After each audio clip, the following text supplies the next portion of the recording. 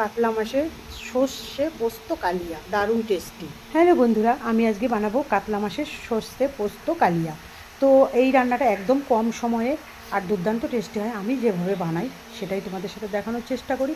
তো অনেকে আছো যে আমার মতো মাঝে মাঝে রান্না করতে ভালো লাগে না, তারা কিন্তু এইভাবে বানিয়ে নিতে পারো। এর জন্য আমি কাতলা মাছ নিয়েছি, এগুলোকে একটু নুন হলুদ মাখিয়ে হালকা এপিট ওপিট করে ভেজে নিয়েছি।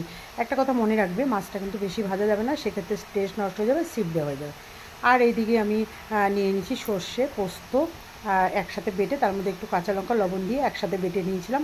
বেটে নিয়ে এটাকে আমি কড়াইতে দিয়ে দিয়েছিলাম, দিয়ে এই বাটিটা ধুয়ে একবারে ঝোলটা আমি দিয়ে দিয়েছিলাম। আর তাতে দিয়ে দিয়েছিলাম চেরা কাঁচা লঙ্কা, আর দিয়ে দিয়েছিলাম বেশ খানিকটা সর্ষের তেল ঢেলে দিয়েছিলাম। এবার নামানোর আগে আর একটু দিয়েছিলাম 2 চামচ মতো দই ফেটিয়ে রাখা ওর মধ্যে দিয়েছিলাম, সেটা তোমাদের আর দেখানো হয়নি।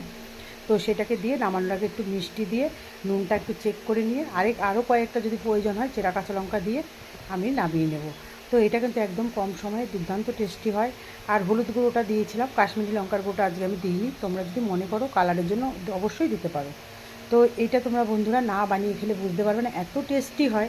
এটা তোমরা রান্না করে যাকে দেবে তারই কিন্তু মন জয় করে নিতে পারবে।